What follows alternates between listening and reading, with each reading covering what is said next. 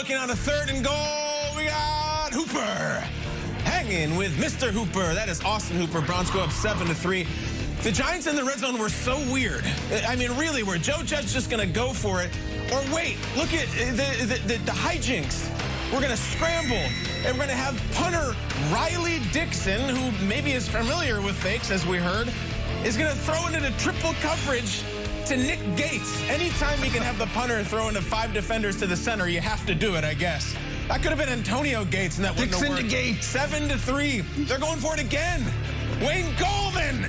No. Now remember, Freddie Kitchens is calling them plays because Jason Garrett got on the COVID list, and he used to coach the Browns, and there's all kinds of things. Sad Daniel Jones is sad. Now, still 7-3, Baker Mayfield, and Njoku takes a big hit. And Njoku's been playing lately. He's getting fired up. He's an emotional player. It's fun to watch, just like Baker. 2nd and goal. Roll him out. Look how open Njoku is thrown to him. No, I'm going to make it harder. Jarvis Landry with the touchdown. Bless him. I don't think he said bless on there. He said some things he shouldn't have said because he was flagged. And then Cody Parkey missed the extra point. Cody Parkey will be on the Today Show this morning talking about it. 3rd quarter, same score. Browns ball. 1st and 10 at the Giants 38. 13-3. Look at Baker again. Bless him again.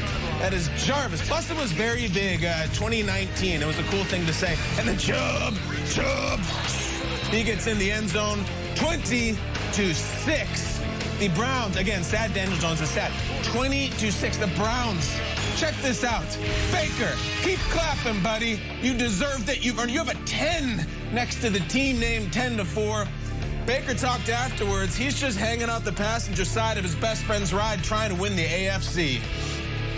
It goes back to, laying down the foundation of this team. Resilience is one of the things we wanted to do. And, yeah, every once in a while, if stuff's not going to go your way, you're going to get knocked back, and you got to creep back in and be able to overcome those penalties. We just have to, stay in there and realize that as long as we don't go chasing waterfalls, we're going to be in the game.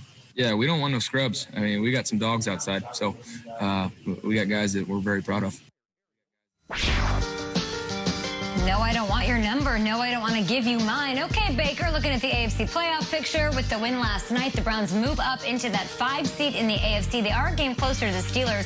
Steelers, of course, take on the Bengals tonight. If the playoffs started today, it would be Cleveland up against the Titans in round 1. Nate, I want to get to you, but I do want to explain how this works. So the Browns now have won 10 games for the first time since 2007. That's great. They clinch a playoff spot, y'all, with a win over the Jets and losses from any of the following. A loss from the Colts would do it, a loss from the Dolphins would do it, or a loss by the Ravens next week would do that. So I ask you, Nate, the Browns getting 10 wins on the season, what stood out to you last night? What stood out is that Baker Mayfield is playing well. The offense is flowing. The run game is the heart of this movement. And the pass game is really starting to take shape, even without Odell Beckham. And first, let me shout out to Baker Mayfield because he's been killing it on the field and in his press conference. I mean, giving the TLC nod, T-Boz, left eye, chili, and all of a sudden the Browns are winning, and they're kind of crazy, sexy, cool, if you know what I mean. But here's the thing. They are. I've been on the Browns for a few years, and it's not just because of the fact that I had a cup of coffee with them. It's because I kind of saw this coming out. Maybe I was a little too soon. They didn't have the right coaches, didn't have the right pieces surrounding Baker Mayfield. But the Browns are one of the most entertaining teams in all of football. And I remember hitting up Brad and the equipment people over in Cleveland and everybody there saying, you got to send me some more gear. They sent me the jersey, and I was like, all right, cool. I'm rocking the war jersey. Nice. And then recently, they sent me the new matte orange helmet. Because listen, I'm going to just keep it like this. I ain't too proud to beg. So for me, when it comes to things that I want to see the Cleveland Browns in the playoffs. And all jokes aside, this isn't just a team that has lucked up and found their place at the top of the NFL. This is a team that worked their butt off, and Baker Mayfield is leading them. A scrub is a guy who thinks he's fine, is also known as a buster. And isn't that perfect? Buster. That's what the Browns have been for my entire adult life. And now they're not. They matter. And here's the thing I love about Baker.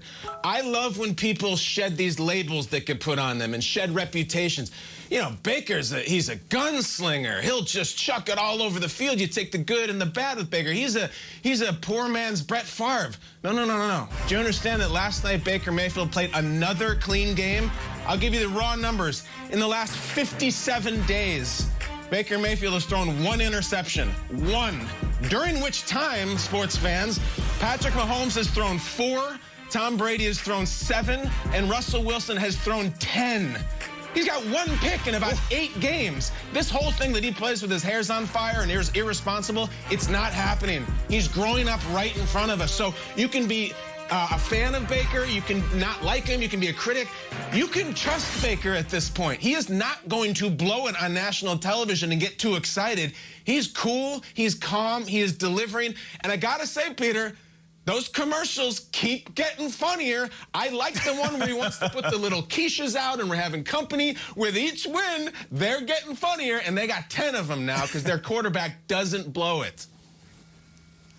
Yeah, there are 3 quarterbacks doing insurance commercials, and Baker's one of them. And you know what? He belongs. He belongs in that conversation with those guys. He's playing that well. It's not like, why does he have one when Mahomes and Rodgers have them? But we're waking up in New York right now, or at least I am. And gosh, as good as Baker Mayfield is, I forgot he was Kurt Warner, and that team is the 99 Rams. The way that this game was called by the Giants, you would think that they were going up against the 98 Vikings or one of those Rams teams that put up 1,000 points every season.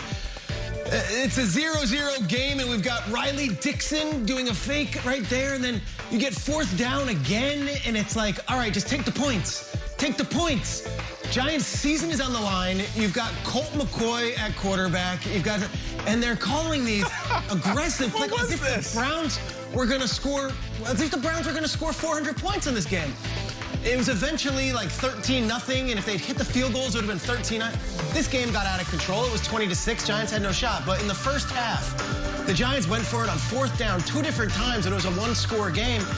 And as a Giants fan, you know, a lot of them are waking up this morning to saying, what could have been if we just called this game conservatively or called this game the way you'd like to. Now, Tony Dungy at halftime came out and kind of laughed and said, oh, all those analytics guys, sorry, I guess I don't get it. I would have taken the points. And then the analytics community doubled back and were like, Tony Dungy, you're wrong. You're supposed to go for it. I don't know what they're supposed to do. I just know this. The Giants yesterday played this uber-aggressive game, and they called it as if they're worried that the Browns were going to score 50 points. And if that's the case, maybe that's a sign that the Browns really do have the attention of the rest of the league, because I didn't realize Cleveland had that kind of offense. Joe Judge, Freddie Kitchens, those guys, they did not want to see that offense on the field, and they wanted to get touchdowns, not field goals. Double-digit wins for the first time since 2007. This has been a night-and-day turnaround for this team, for Baker Mayfield, who, honestly, he regressed last year. Now he looks so great in this system. It is hard to not root for Kevin Stefanski as Coach of the Year. He could be the leader in the house right now with that. I know we have Mike Tomlin. We can't look past him and what he's done with the Steelers, Brian Flores with the Dolphins. But Stefanski, man, almost has my vote for Coach of the Year. We'll discuss that, of course, sometime during this week. We've got more highlights right now. What happened in New Orleans? Yeah, speaking of 2 of the best coaches in the league, how about these guys?